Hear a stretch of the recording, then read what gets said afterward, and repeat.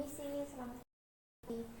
Maaf ya membuat mbaknya menunggu. Selamat pagi ya Bu. Perkenalkan, saya bidan Dian Deviana, saya bidan yang berjaga pada hari ini. Apakah ada yang bisa saya bantu mbak? Ada Bu, saya ingin berkonsultasi tentang perencanaan kehamilan yang sehat Bu. Baiklah mbak, untuk mendapatkan keturunannya sehat dan cerdas, memang perlu menyiapkan kehamilannya sehat pula ya mbak ya. Nah, di sini nanti saya akan menjelaskan apa itu kehamilannya sehat, hal apa yang perlu dilakukan untuk menyiapkan kehamilannya sehat, serta hal apa yang perlu dihindari selama kehamilan. Apakah mbaknya sudah bersedia? Bersedia Bu. Baiklah, tindakan ini kita lakukan bertujuan agar perencanaan kehamilan yang sehat dapat tercapai ya mbak ya, dan juga mbak dan keluarga mendapatkan kesejahteraan di masa yang akan datang. Karena kehamilan tidak hanya berproses selama di kandungan saja, namun juga menentukan kehidupan janin setelah lahir ya mbak ya. Baik Bu. Sebelumnya saya izin untuk menutup privasi dan mencuci tangan terlebih dahulu ya mbak ya. Iya Bu.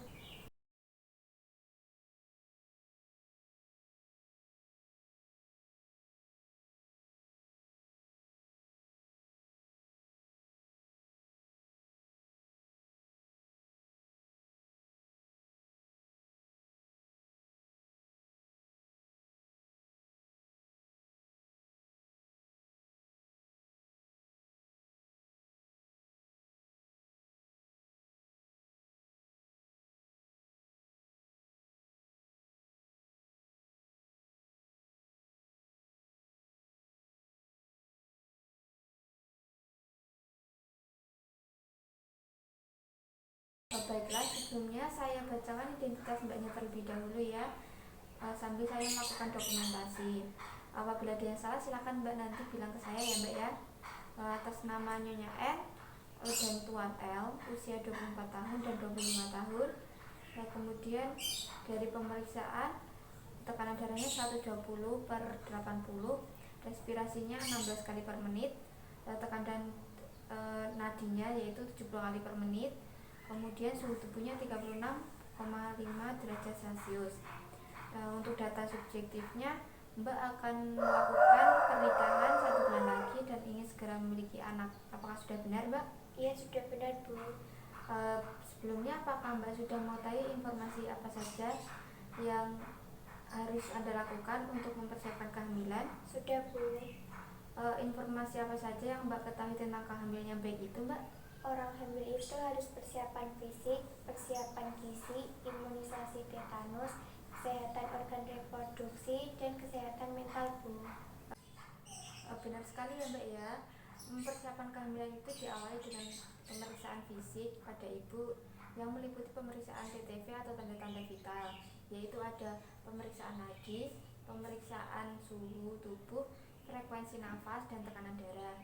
Dilanjutkan lagi ada pemeriksaan status gizi, yaitu ada berat badan, tinggi badan, lingkar lengan atas atau lila, kemudian ada tanda-tanda anemia.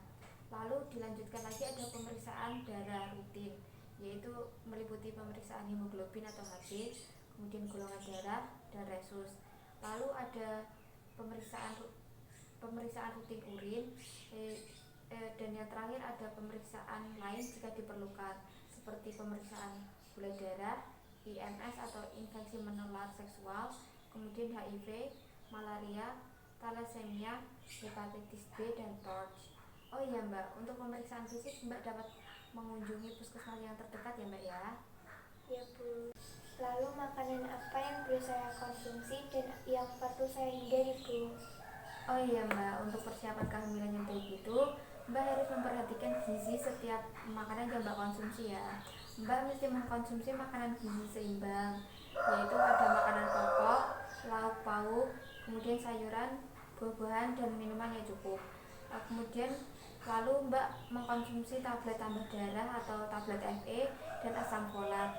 Kemudian yang paling penting itu mbak harus tetap mengunjungi tenaga kesehatan terdekat jika mbak mengalami kek atau kekurangan energi kronik, kemudian atau mbak mengalami anemia.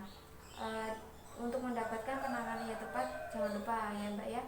Kemudian biasakan minum air putih 8 gelas per hari ya mbak ya, dan hindari minum teh atau kopi atau makanan minuman yang yang mengandung kafein, dan setelah makan itu berakhir atau batasi juga konsumsi garam, gula, lemak atau minyak ya Mbak ya.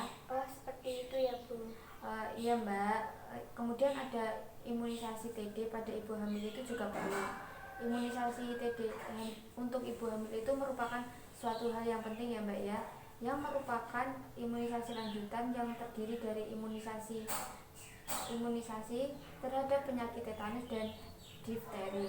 Setiap calon ibu diharapkan sudah mendapatkan 5 kali imunisasi tetanus lengkap. Untuk mengetahui status imunisasi tetanus, Mbak itu bisa datang ke tenaga kesehatan terdekat untuk menanyakan apakah imunisasi yang Mbak dapatkan itu sudah lengkap atau belum. Kemudian apabila Mbak belum mendapatkan imunisasi yang lengkap, Mbak segera dapat melengkapi status imunisasi tetanus jika Mbak sudah menanyakan hal itu ke tenaga kesehatan terdekat ya Mbak ya. Sampai di sini apakah ada pertanyaan? Lalu apalagi yang perlu saya lakukan Bu? Mbak juga perlu menjaga kesehatan organ reproduksi ya Mbak ya, yaitu dengan cara mengganti pakaian dalam minimal 2 kali sehari. Kemudian menggunakan pakaian dalam berbahan katun yang menyerap keringat dan tidak ketat. Jangan lupa membersihkan organ genitalia luar dari depan ke belakang menggunakan air bersih dan mengeringkan dengan handuk. Mbak tidak perlu menggunakan pewangi untuk organ kemaluan ya Mbak ya, karena itu juga dapat menyebabkan seperti infeksi.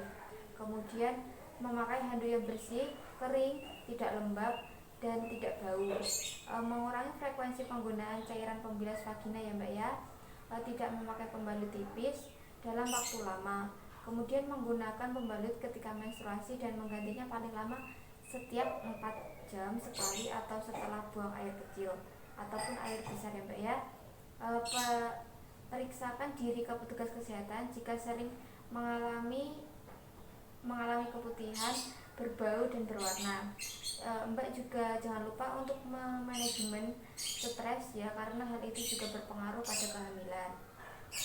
Baik Bu Bidan. Sampai di sini penjelasan saya. Apakah ada pertanyaan Mbak? Saat ini sudah cukup jelas Bu. Jika sudah cukup jelas, untuk mengevaluasi pembicaraan kita kali ini, saya ingin bertanya kepada Mbaknya ya. Hal apa yang perlu dipersiapkan untuk kehamilan yang baik itu ya Mbak ya?